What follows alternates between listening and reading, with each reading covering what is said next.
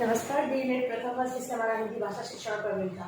आज हमारा जो गवर्नमेंट का टॉपिक है वो है जो भाषा कौशल विकास की गतिविधियाँ। भाषा कौशलों का विकास जो विद्यार्थियों में करवाया जाता है, सुनना, बोलना, पढ़ना और लिखना, ये 4 कौशलों का विकास हम लोग विद्यार्थियों में करवाते हैं। अब एक अध्यापक है, इन कौशलों का विकास करवाने हेतु अपनी कक्षा के अंतर्गत किन गतिविधियों का आयोजन कर सकता है और अपने शिक्षण के दौरान इन गतिविधियों को किस प्रकार अपनाता है, वो किस प्रकार से इन कौशलों को विकास हेतु इन गतिविधियों को संचालित करता है, ये सारी बातें आज हम इस दौरान कार्य के रूप में पढ़ेंगे। तो सर्वप्रथम आता है सुनना। सुनने की कौशल का विकास। सबसे पहला है सुनना।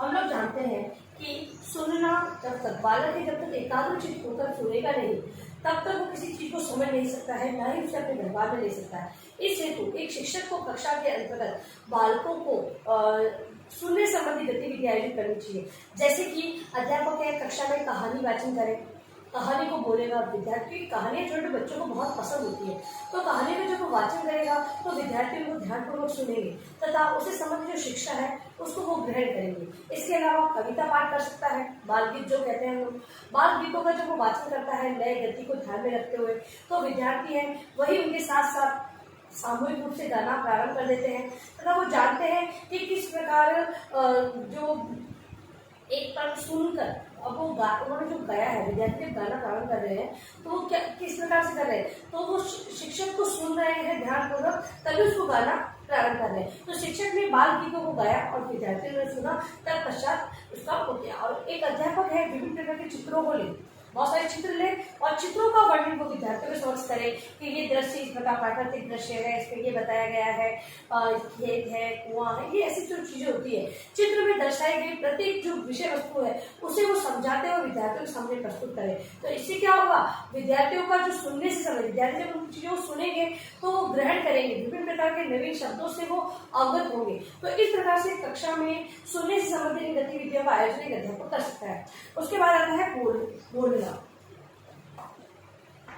अभी तो विद्यार्थी क्या कर रहे थे, केवल सुन रहे थे और अध्यापक ने सुनने संबंधी गतिविधियां आयोजित करते हुए उन्हें सुनने का प्रयास करवा रहा था। अब यहाँ पर बोलना, जब विद्यार्थी सुन लेंगे तो दिखती बात है कि बालक को धीरे धीरे करके भाई सबसे पहले तो अध्यापक क्या करे कि अनौपचारिक वार्तालाप का आयोजन करें।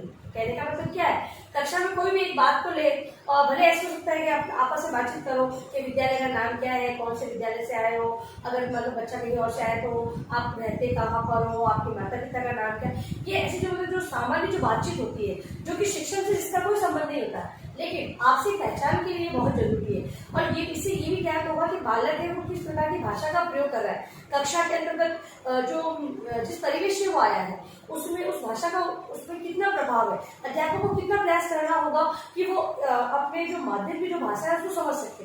तो अध्यापक जब ऐसे अनौपचारिक वार्तालाप आयोजित करेगा तो विद्यार्थी है वो अपनी भाषा में बात करना प्रारंभ करेंगे। बात करने से क्या होगा, उनकी जो झिझक है बोलने के प्रति वो दूर होगी। इससे कि फिर धीरे धीरे करके क्या होगा, उनमें जो विकास की गति बढ़ेगी और क्या होगा कि वो अपने विचारों और भावनाओं को जो ये कहें कि जो भाषा शिक्षक उन्हें सिखा रहा है उसी भाषा के अंदर वो जवाब देना प्रारंभ कर देंगे। ठीक है, अध्यापक है अब बोलने से संबंधित विद्यार्थियों को सामने कोई चित्र प्रस्तुत कर दे, भाई चित्र प्रस्तुत करें और विद्यार्थी बोले ये क्या है, तो बालक बोलेंगे ये घर है, ये पेड़ है, ऐसे चित्र है।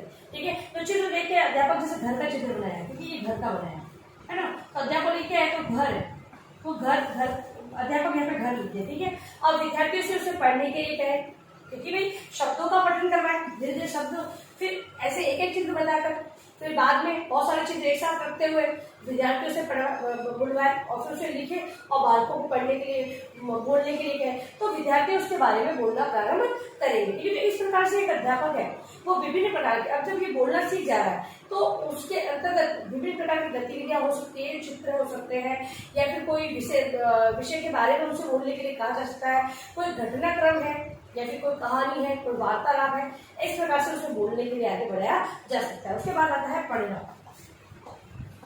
पढ़ने के अंतर्गत एक अध्यापक है सबसे पहले शब्दों का पठन उन्हें सिखाएगा, तत्पश्चात उन्हें वाक्य सिखाएगा और वाक्य जब वो सीख जाएंगे, छोटे छोटे वाक्य जब बोलना सीख जाएंगे वो, उसके बाद वाक्यों को अर्थ ग्रहण करते हुए किस प्रकार समझना है वो चीज सिखाई जाएगी।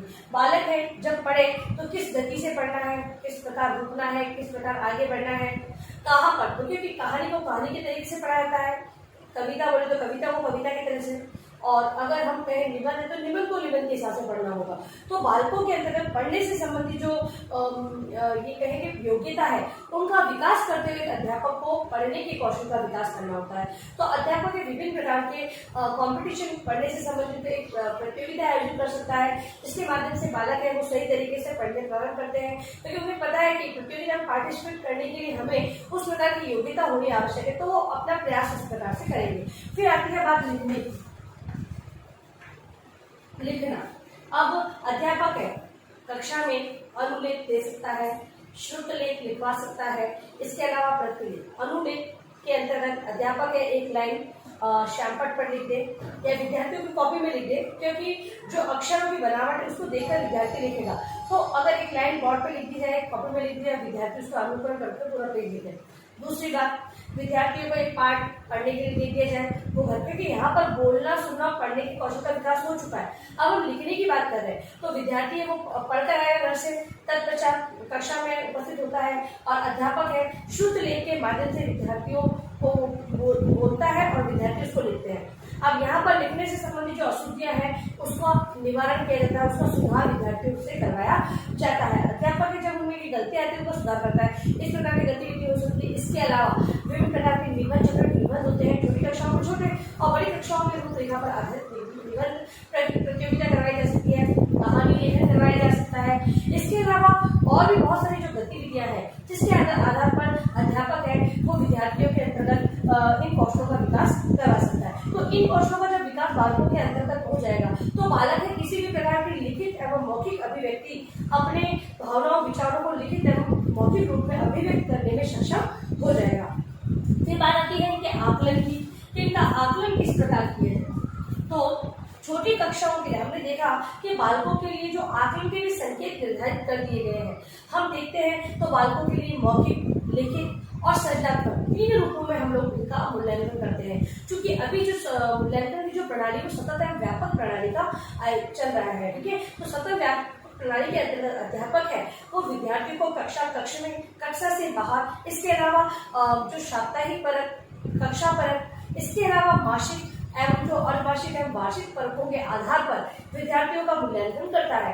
इसके अंतर्गत कुछ तो परीक्षाएं ली जाती है और कुछ है व्यक्तिगत अनुभव या फिर आपसे बातचीतों के आधार पर वो मूल्यांकन करता है, जिससे कि पता लग जाता है कि विद्यार्थियों ने कितना सीखा है, कि कौशलों का विकास हुआ भी है या नहीं हुआ है। जो लक्ष्य हम लेकर चले थे उन लक्ष्यों की प्राप्ति हमें हुई या नहीं हुई है, तो उन उद्देश्यों को ध्यान में रखते हुए अध्यापक कक्षा में शिक्षण करवाता है, गतिविधि आयोजित करता है। तत्पश्चात आकलन की भी उन नियमों को अपनाता है जिससे कि हमें ज्ञान हो सके। आकलन ऐसा नहीं होना चाहिए कि बालक के अंदर भय, डर हो और वो अपने कंपटीशन हेतु तैयारी करता रहे, उनमें जो क्या है व्यवहारिक चीज न होकर केवल वो रटी रटाई, ऐसा नहीं होना चाहिए। बालक है स्वाभाविक रूप से उस कार्य की और तत्पर हो, इस प्रकार का मूल्यांकन होना चाहिए। तो आकलन के अंतर्गत इन सारी चीजों को ध्यान में रखते हुए एक अध्यापक है वो विद्यार्थियों का आकलन करता है, ठीक है। तो इस प्रकार से हम लोगों ने गौहर कार्य में भाषा कौशल की विकास गतिविधि तथा उनका आकलनों की बात जो हमने की है उसी के बारे में आप प्रश्न लिखें।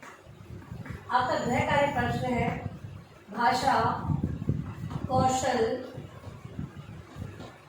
विकास की गतिविधियों का